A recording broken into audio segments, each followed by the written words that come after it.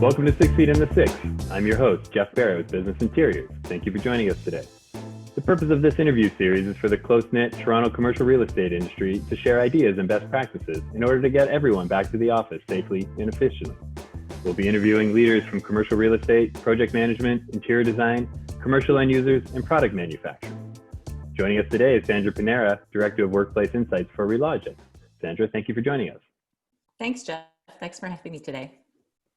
Can you tell the viewers a little bit about yourself? Yeah, sure. So I went to U of T, studied poli-sci. Actually wanted to be a lawyer, funny enough. I actually started working in office services back in 1992. Prior to that, I had worked in a technology company.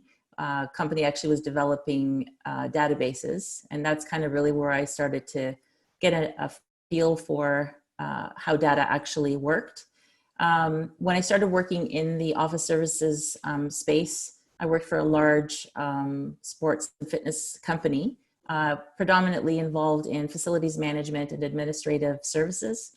I managed support services like maintenance, also systems like security, telecom, leasing, fleet management, maintenance, space planning, occupancy, pretty much did almost everything in the 10 years that I was there.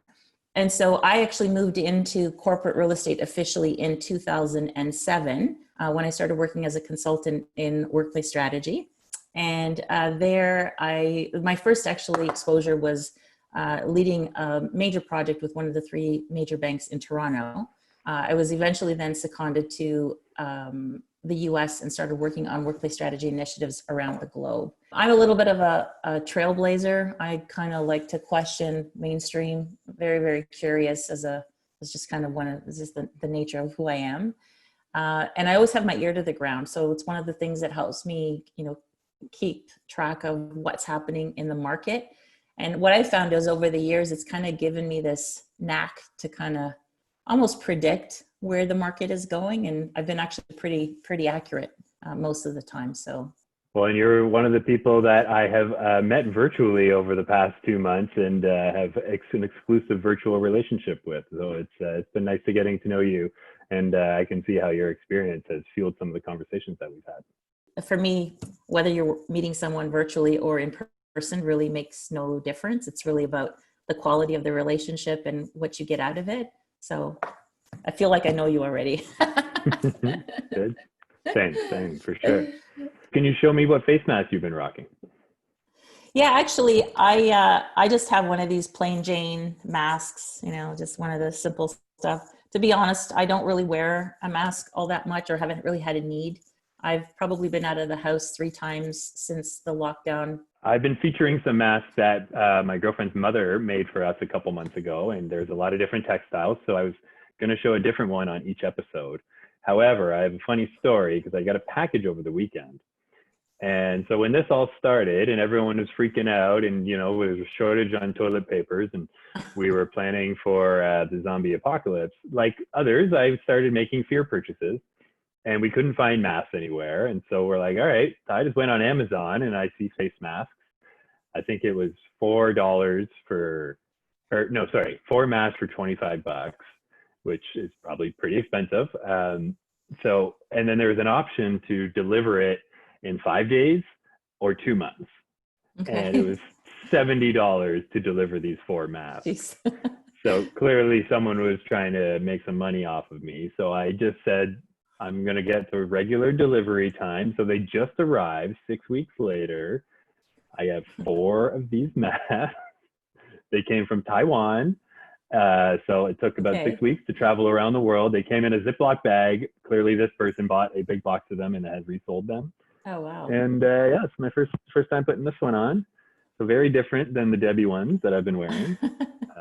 Seems to be the more popular one I see at the grocery store. However, I think I prefer the reusable one. So I'm not sure if these ones are going to get much wear. It's very Dr. Barrett looking. It's official, right? Real. That's right.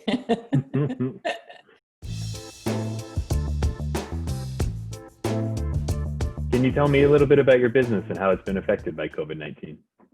So at Relogix, we actually capture occupancy and utilization data of the workplace. We are able to do that with sensors that we can install in the workplace, either at the room level or at the seat level.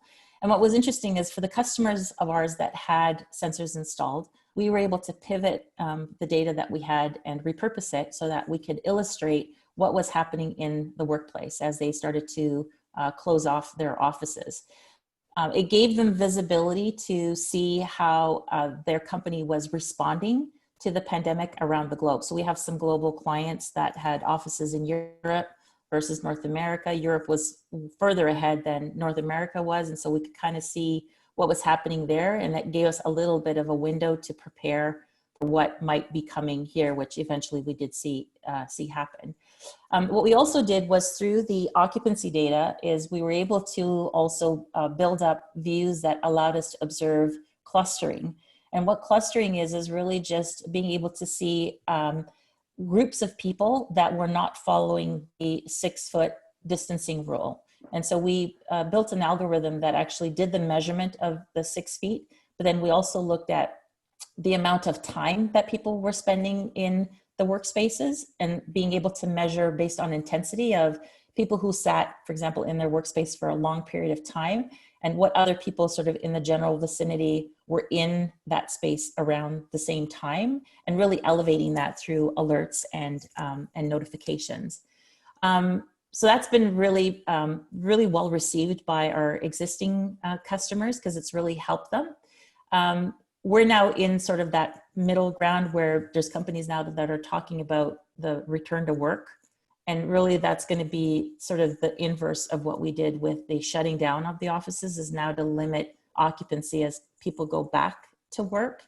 And it's really been interesting because, you know, where prior to COVID, a lot of the conversation was about, you know, space efficiency and optimization. Now the focus has really shifted to employee health and safety, and how do you use the data to ensure that that actually happens.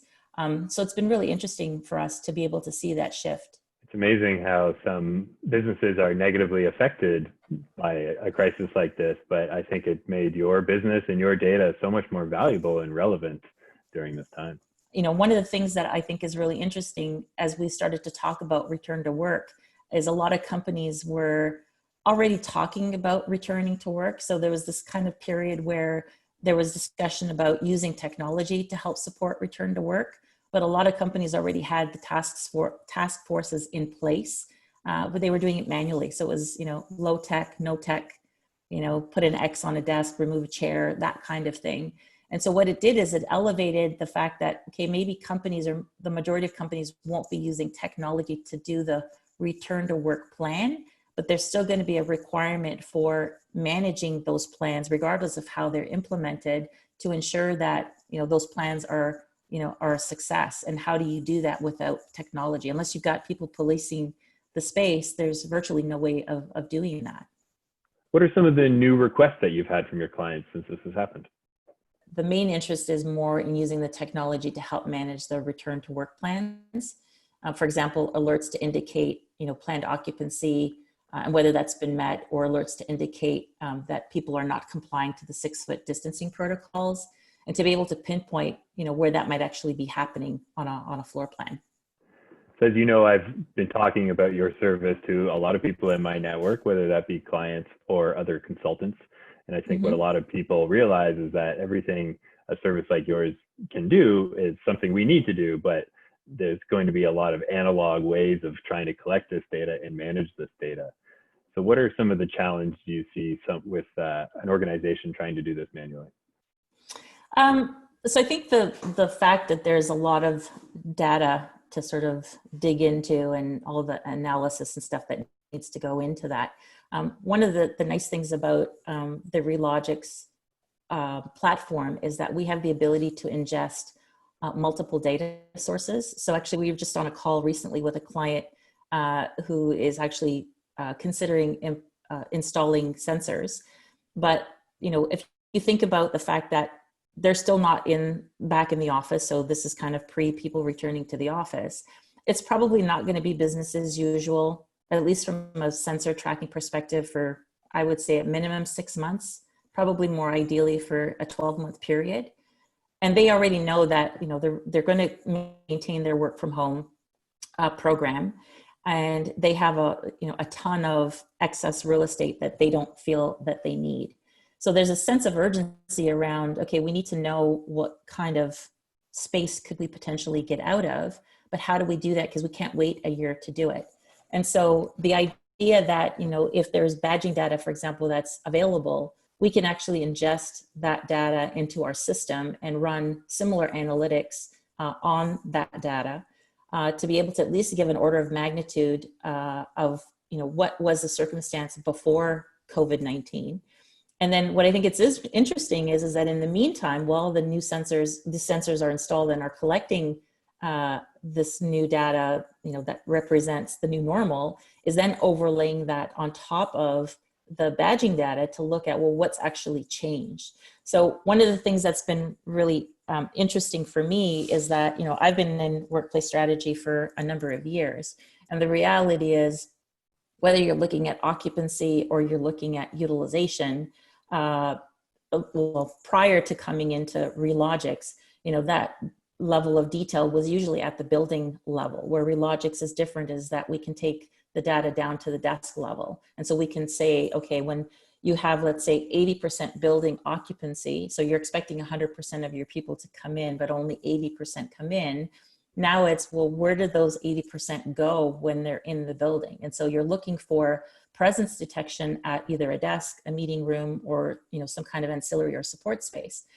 And so when you look at it at that level, you start to see that there's a very small percentage, I think it's around 35% of desk occupancy, and the utilization is even lower, right? So these are obviously, they're aggregated in averages, but so it basically tells you is that even prior to COVID, yeah, people may have been coming into the office, but they weren't going to, their workstation. I mean, there's a percentage of people that do because it's, the nature of their job requires them to, but it's a very, very small percentage. And so it's interesting to me that, when you start to hear things about returning to, the big cubicles or, the walls going back up, if the company doesn't know what their metrics were prior to COVID or how people actually were using space, it's kind of like you're tearing down all of the, great strides that have been made, from the respect of how the office is really working today, and sort of returning to something that might not necessarily even apply because the company wasn't working that way to begin with, right? So it's kind of reacting more on fear and trying to perceive what might be a solution versus, really understanding, well, how were we operating before this whole thing came to be? And then layering on what's changed, since this all started, and figuring out sort of what the strategy should be. So kind of moving away from that knee-jerk reaction to kind of giving yourself the time to really think about how can you use the data that you have at your disposal to really be able to inform what that longer term strategy is going to be. So we're going to review a product here, and what I thought we'd do today is a product that was just brought to my attention last week from a vendor of ours called Buzzy Space. Buzzy Space is the manufacturer of acoustic furniture. So whether that's a chair that has acoustic properties to it, whether it's a panel on the wall that is acoustic, or they're even into lighting, which has acoustic lighting. What they've wanted to do is enhance your work from home experience. And it's a combination of the visuals that we get in people's homes, as well as the sound quality. And so they believe by surrounding yourself with acoustic panels will enhance the sound quality. And then as you can see, this foldable screen will allow you to hide whatever mess is going on in your house as well. Perfect example, I'm moving at the end of this month. If I showed you what was actually behind me, it's a total disaster. Before this call, I very quickly hid everything, and I even changed my camera position. So trust me, it's all on the floor just below my shoulders where you can't see. But what do you think of this product to help with work from home? And you being an expert, having worked from home for some time, what do you think its viability is? Well, I think from a sound perspective, I think that there's some value to that, because I know when I work in my office, I'm a minimalist, so I don't really keep a lot of stuff around me. And so sometimes you'll get sort of the sound bouncing off the space or off the walls.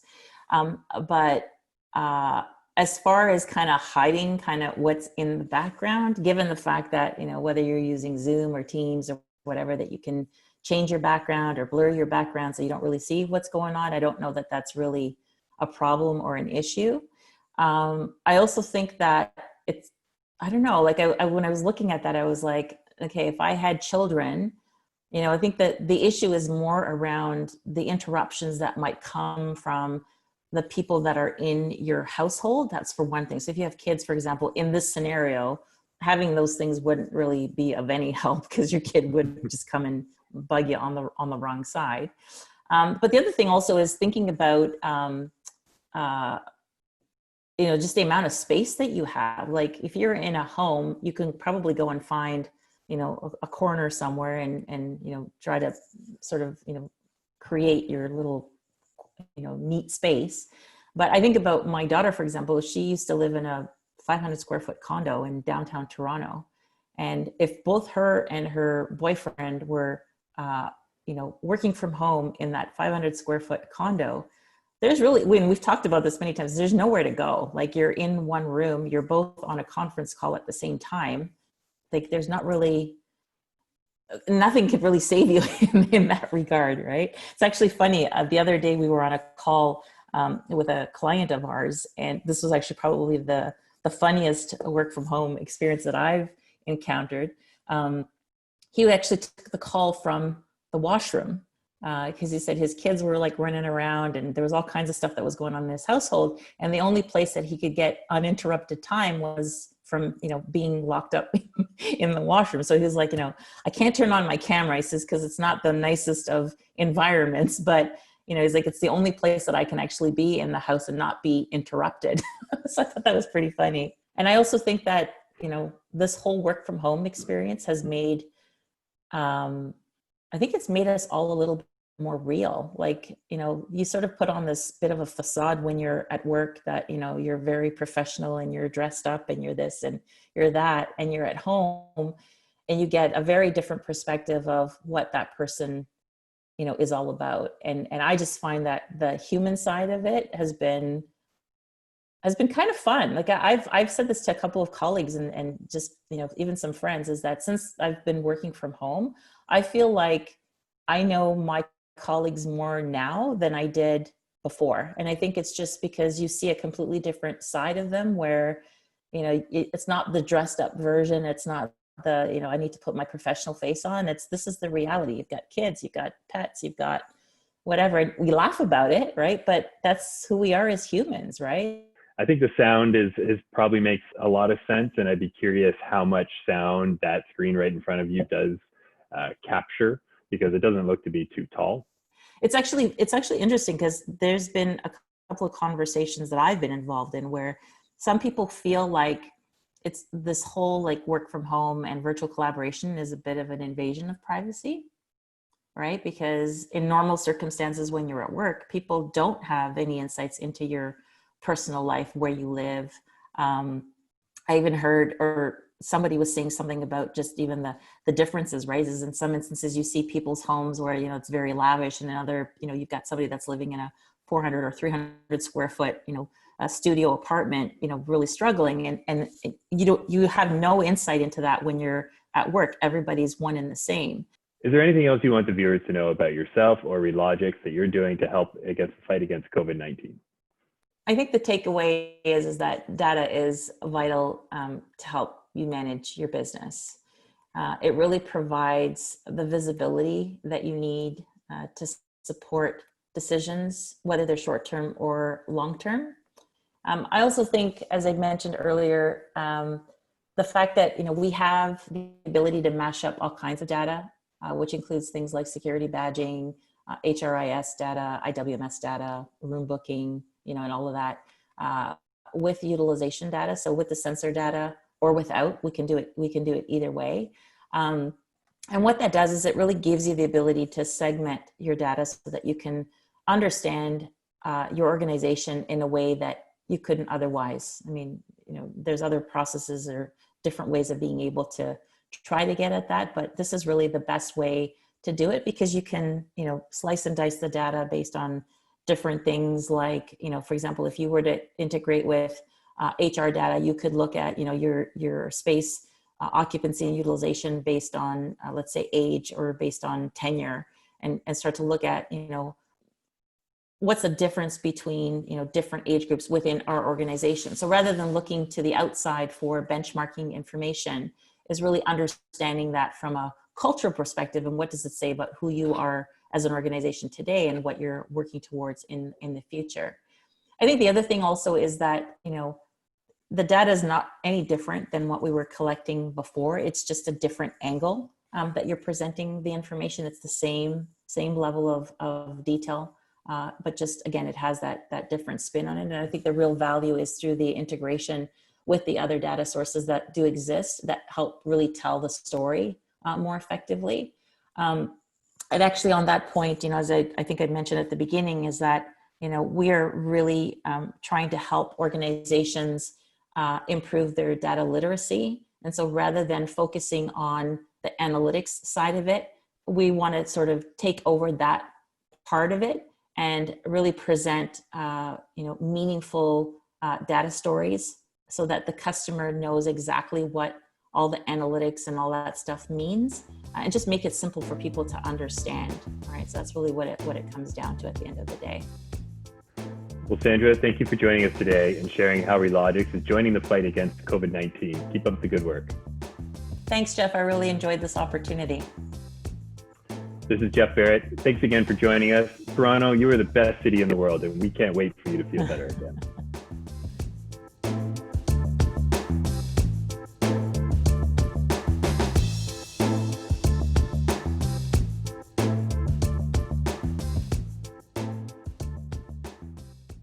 Thank you, Jeff.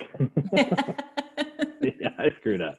I have it all typed out here too, and I was like, if I don't have the exact word, I'm like Ron Burgundy.